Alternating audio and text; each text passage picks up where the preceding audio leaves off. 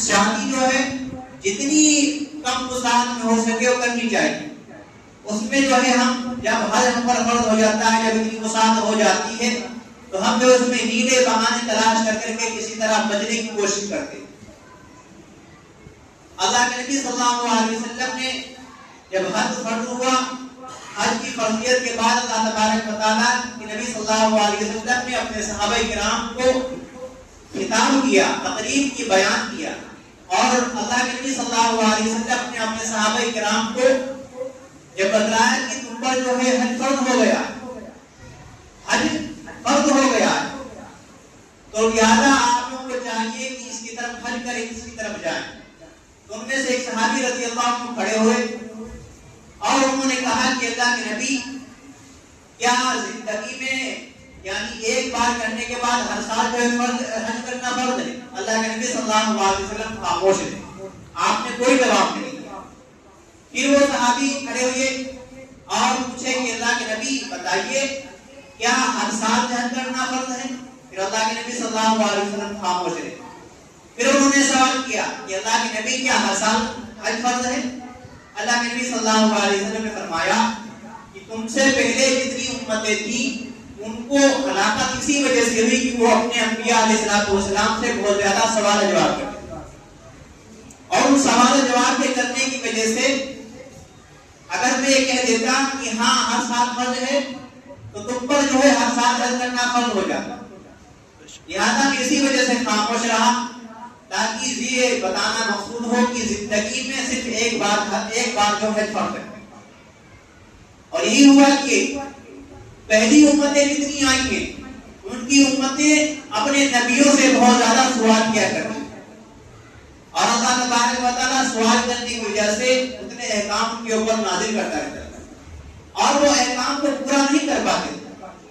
اسی وجہ سے اللہ کے نبی صلی اللہ علیہ وسلم نے فرمایا کہ انبیاء علیہ السلام سے زیادہ جب کوئی انبیاء یا کوئی رسول آپ سے باتیں کرے تو زیادہ سوال نہیں کرنا چاہیے، کیونکہ نبی کا جواب جو ہے وہ ضروری بن جاتا ہے، فرض بن جاتا ہے، اور پھر تم اس کو کر سکو یا نہ کر سکو. کوئی وسعت رکھتا ہے کرنے کی نہیں کر سکتا ہے، کوئی وسعت رکھتا ہے کر سکتا ہے. تو اللہ کے نبی صلی اللہ علیہ وسلم نے فرمایا کہ حج جو ہے زندگی میں ایک مرتبہ ہو، باقی دفعہ جو حج کرتا رہے وہ نفل رہے. قرآن کریم کے لیے ایک انداز اللہ تبارک و تعالیٰ نے اختیار کیا ہے کہ وَلِلَّهِ حَجُّ الْبَيْتِ، کہ اللہ ہی کے لیے حج کرنا جو ہے فرض ہے. یہ نماز کے اندر اندازی اختیار کیا کہ نماز جو ہے دن میں 5 مرتبہ ہے. زکوٰۃ کے نہیں کیا کہ زکوٰۃ جو ہے سال میں فرض ہے، ہر سال فرض ہے. جب مال آپ کے پاس ہو تو ہر سال دینا فرض ہے جب اس کا سال مقرر ہو جائے. اور روزے رکھنا آپ کے اوپر ہر سال فرض ہے. تو حج کے لیے جو اختیار کیا ہے کہ اللہ ہی کے لیے حج کرنا ہے، یہ اس وجہ سے ہے کہ آدمی جو حج کرتا ہے شہر کے اندر گنے چنے لوگ 10-15 لوگ حج کے لیے جاتے ہیں، تو اس میں جو ہے آدمی کے اندر تکبر آنے کا امکان ہوتا ہے، تکبر آنے کا امکان ہوتا ہے. اسی لیے علماء نے، فقہاء نے یہ لکھا ہے کہ حج اور عمرہ کرنے والے کے لیے جو پہلے دعوت کیا کرتے ہیں وہ مکروہ، اس کے ذریعے گھمنڈ آ جایا کرتا ہے دل کے اندر، اور جب آدمی حج کر کے آتا ہے تو اس کے اسی القاب سے نوازا بھی جاتا ہے کہ حاجی صاحب آ گئے. تو اس کے اندر جو ہے ایک گھمنڈ آنے کا اشتباہ ہے کہ آدمی کے اندر گھمنڈ آ سکتا ہے. اسی لیے ایک اختیار کیا کہ اللہ ہی کے لیے حج کرتے ہیں. اب زندگی کے اندر ایک ہی بار اللہ تبارک و تعالیٰ نے حج کو فرض کیا ہے. اب اگر ہمارے اندر تکبر اور گھمنڈ آ گیا کہ ہم حج کرنے جا رہے ہیں، لوگ ہمیں کہیں گے کہ بڑا مالدار ہے اور یہ حج کر کے آیا ہے تو اس کا حج پر بیکار ہو گیا، حج اس کا بیکار ہو گیا. اب وہ زندگی بھر کرتا رہے کیونکہ فرض جو ہے اس کے ذمہ ساخت ہو گیا. اب جتنے جو حج کرے گا سب نفلی حجی اس کے ذمہ آئیں گے اور فرضیت اس کے ذمہ سے ثابت ہو گئی. اللہ کے نبی صلی اللہ علیہ وسلم نے فرمایا کہ جو شخص حج کرنے کی طاقت رکھتا ہو اور وہ اپنی زندگی کے اندر حج نہ کر سکا اور وہ مر گیا، تو اللہ کے نبی صلی اللہ علیہ وسلم نے اس کے لیے فتویٰ کی ہے کہ وہ چاہے وہ یہودی ہو کر مرے یا نصارانہ ہو کر، نصاری ہو کر مرے. کیونکہ یہودی اور نصرانی لوگ حج نہیں کیا کرتے تھے. یہودی اور نصرانی حج نہیں کیا کرتے. یہ لوگ نمازیں تو پڑھتے ہیں لیکن حج نہیں کیا کرتے. اور نماز کے اندر آیا ہے کہ نمازیں پڑھو تاکہ مشرکین کے درمیان آپ کا فرق ہو سکے. تو مشرکین جو حج کیا کرتے ہیں نبی کریم صلی اللہ علیہ وسلم کے پہلے یعنی حج کی فرضیت سے پہلے جب مکہ فتح نہیں ہوا تھا, خانہ کعبہ کی جو ہے حج تعمیر نہیں ہوئی تھی جس کے اندر کفار داخل نہیں ہو سکتے. جب تک جو ہے مشرکین حج کیا کرتے تھے, وہاں حج کرنے کے لیے جایا کرتے تھے. تو نماز کے اندر جو فرق بیان کیا کہ نمازوں کو جو ہے پابندی سے ادا کرو تاکہ مشرکین اور تمہارے درمیان فرق ہو سکے. اور حج میں یہ تفریق کی ہے کہ حج جو شخص زندگی کے اندر استطاعت رکھتے ہوئے حج نہ کرے تو وہ ہو سکتا ہے کہ وہ یہود اور نصارہ ہو کر. یہ اللہ تبارک و تعالیٰ کے نبی صلی اللہ علیہ وسلم نے اپنی حدیث کے اندر بیان کیا. تو جب ہمارے اندر اتنی وسعت ہو, ہمارے پاس اتنا مال ہو کہ ہم وہاں تک پہنچنے کی طاقت رکھتے ہیں, تو ہمیں چاہیے کہ ہم بہانے اور ہیلے تلاش کریں. اللہ تبارک و تعالیٰ نے مال دیا ہے, اس مال کو جس چیز کے لیے خرچ کرنے کے لیے کہا ہے وہ ہمیں خرچ کرنا چاہیے. اللہ کے نبی صلی اللہ علیہ وسلم نے فرمایا ہے کہ حج کرنا مالداری کو بڑھاتا ہے, زینا کو بڑھاتا ہے, اور سفر کرنا تندرستی کو بڑھاتا ہے. تو ہمارا یہ خیال ہے کہ ہم لوگ یہ سمجھتے ہیں کہ اگر ہم حج کریں گے, آج کے زمانے میں 4.5 یا 5 لاکھ کا خرچ ہوتا ہے, کہ اگر ہمارا اتنا پیسہ لگ جائے گا تو ہم جو ہے برباد ہو جائیں گے, اور ہماری زندگی سے جو مال ہم نے زندگی میں اکٹھا کیا وہ نکل جائے گا, ہماری جو ہے اولادیں بھی تباہ ہو جائے گی, ہم بھی تباہ ہو جائیں گے.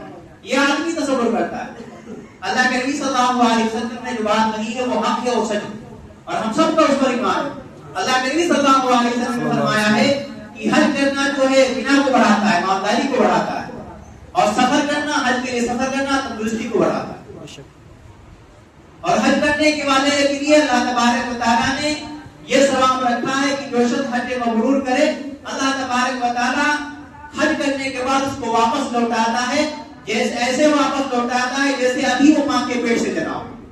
ابھی وہ ماں کے پیٹ سے جنا ہو, یعنی وہ ایسا پاک اور صاف, گناہوں سے پاک صاف ہو کر آتا ہے جس طرح آج کا بچہ پیدا ہوا ہے گناہوں سے پاک صاف ہے, اسی طرح وہ حاجی جو ہے گناہوں سے پاک صاف ہوتا ہے. لیکن گناہ وہ کیسے ہوں گے؟ جو صغیرہ گناہ ہوں گے, لیکن جن کا ہم نے حد مار رکھا ہوگا وہ ہم پہ سے ثابت نہیں ہوگا. جن کی ہم نے زمینیں ہڑپ رکھی ہوں گی وہ ہم پر سے ثابت نہیں ہوگا جب تک کہ ہم ان سے معافی تلافی نہ کر لیں, جب تک کہ ہم ان کا حق ادا نہ کر دیں, جب تک جو ہے ہمارے اوپر یہ ہے ثابت جو گناہ ہم سے ثابت نہیں ہوا. شہید کے بارے میں آتا ہے کہ شہید کا جو ہے زمین پر خون گرنے سے پہلے اس کے گناہوں کے اللہ تبارک و تعالیٰ معاف کر دیتا ہے, لیکن جو حقوق العباد ہوا کرتے ہیں اللہ تبارک و تعالیٰ کو معاف نہیں کرتا.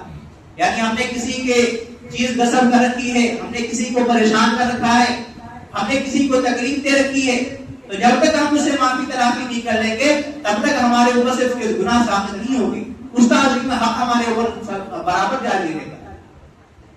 اسی وجہ سے ہم نے دیکھا ہے عام طور سے کہ آدمی حج کرنے کے لیے آتا ہے تو سب سے خوشامد درآمد کرتا ہے کہ بھائی گناہ جو ہم سے غلطیاں ہو گئی معاف کر دے, ہم سے جو ہے جو غلطی ہو گئی ہمیں معاف کر دے, یہ ساری چیزیں کرتا ہے. اور آج کل حجاج جو حج کے لیے جاتے ہیں ان کے لیے دعوت کا بھی انتظام کیا جاتا ہے. وہ کس وجہ سے دعوت کا انتظام کیا جاتا ہے کہ اگر ہم دعوت کا انتظام کریں گے تبھی ہمیں آگے کے جو ہے واپس کھجور اور پانی ملے گا, ورنہ ہمیں کھجور پانی نہیں ملے گا. اس اعتبار سے بھی دعوت کی جاتی ہے. اور یہ عام عبادت غربا کو چھوڑ دیا جاتا ہے, صرف اپنے متعلقین سے ملنے والوں کے لیے جو کھجورے اور پانی کو تقسیم کیا جاتا ہے. یہ عام رواج اب چل گیا ہے. غریبوں کو سائڈ نہیں کیا جاتا ہے, جو اپنے بہترین ملنے والے خاص ملنے والے ہیں ان کے جو ان کے ساتھ جو ہے ایسا معاملہ کیا جاتا ہے. اللہ تبارک و تعالیٰ نے جو ہمیں حج کی وسعت و طاقت دی ہے تو ہمیں چاہیے کہ ہم حج کو ادا کریں, اور جو اللہ تبارک و تعالیٰ نے ہمارے اوپر فرض کیا ہے اس فرضیت سے ہم گوش ہو جائیں. اللہ تبارک و تعالیٰ ہم سب کو زیادہ سے زیادہ اس پر عمل کرنے کی توفیق عطا فرمائے. واخر دعوانا الحمدللہ رب العالمین.